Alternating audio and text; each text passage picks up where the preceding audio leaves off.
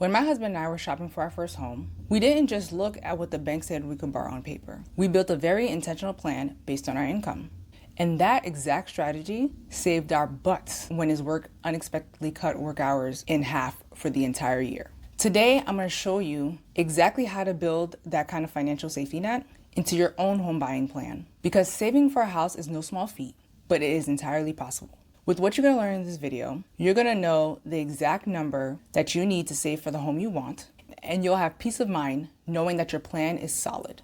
Now, I just want to first say that there's absolutely nothing wrong with renting. Renting could be a fantastic, flexible choice for your life. The real danger happens when we rush into buying a home without a real strategy. And then you wind up trapped by a mortgage payment that leaves you drained, anxious, and house poor. In this video, I'm going to show you exactly how much of a down payment you need to realistically target, a step-by-step framework to aggressively grow your savings without draining your quality of life, and the math you're going to want to run first to make sure that you could afford your home in the long term. You know, getting pre-approved by a bank or listening to generic advice is a lot like walking to a department store and buying a suit or straight off the rack. While it might technically fit over certain parts of your body, the sleeves might be too short, too long, the plants might ride up or drag on the ground, and in general, it could be overall uncomfortable to move around in. And the odds are that you're making that same mistake with your housing budget now.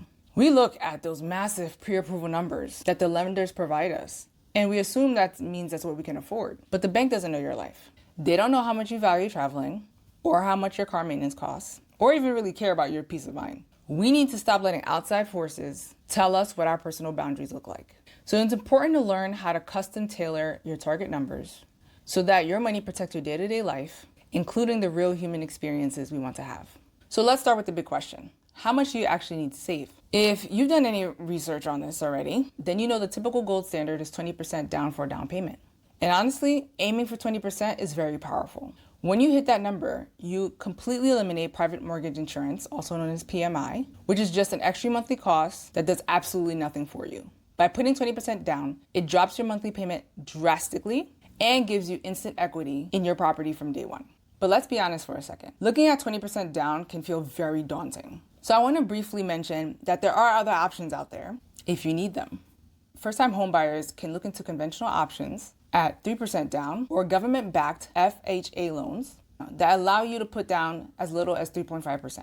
But you have to look at the trade-off. Putting less money down means you're taking on a higher monthly payment and you'll be paying mortgage insurance for a pretty long time. In some cases, for the entire life of the loan. So if you want to aim for 20%, here's the math that you have to keep in mind. Your true target isn't just the 20%. You need to calculate that 20%. Then you need to add an additional 2 to 5%, strictly reserved for closing costs, moving fees, and immediate transitions. The absolute last thing you want to have happen is that you hand over your down payment check and move into your home with $0 left in your checking account. Once you know what your target looks like, we want to look at a few strategies that can put you in a position to own a home more comfortably so that you don't lose your peace of mind. The first strategy is to aim for your housing costs to remain at 25% or below of your take-home pay.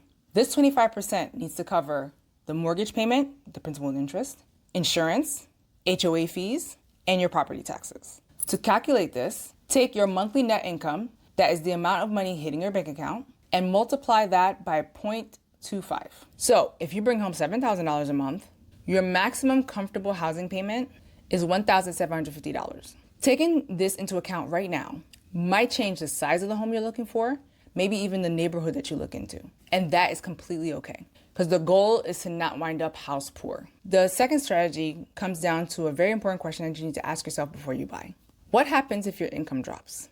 If you're purchasing a home with your spouse or partner, you want to ask, could we still manage this mortgage payment on one income if things got rocky?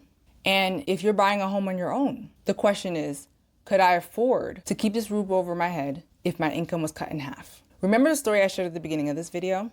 Asking that question and planning for it is what kept us safe when my husband's work hours were halved for over a year. It turned what could have felt like a crisis into a temporary adjustment. And that's because this plan accounted for our real life. Third, you need to dedicate a house maintenance fund. When you transition from renting to owning, you'll quickly realize that things do break over time. And there's no landlord to call. You need a separate pile of cash reserved for ongoing repairs, completely separate from your personal emergency funds. To calculate how much to put away, a good baseline is to save about 1 to 4% of your home's total value every single year.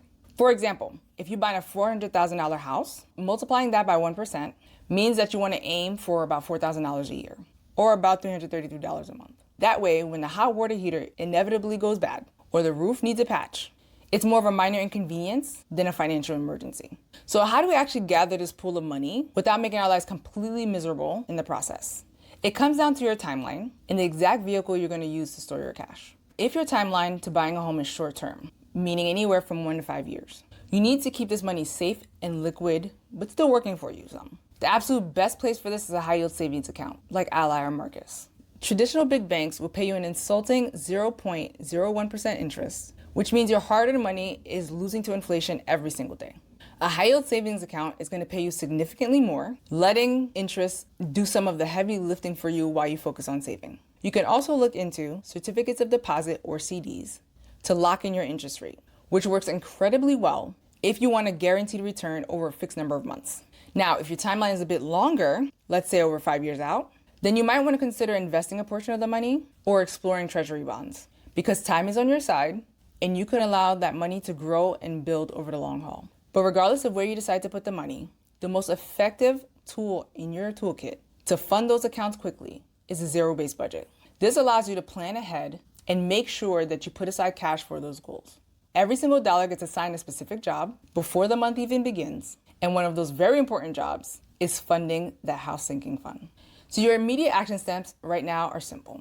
First, run your current net income through that 25% guideline to find a comfortable purchase price for a home.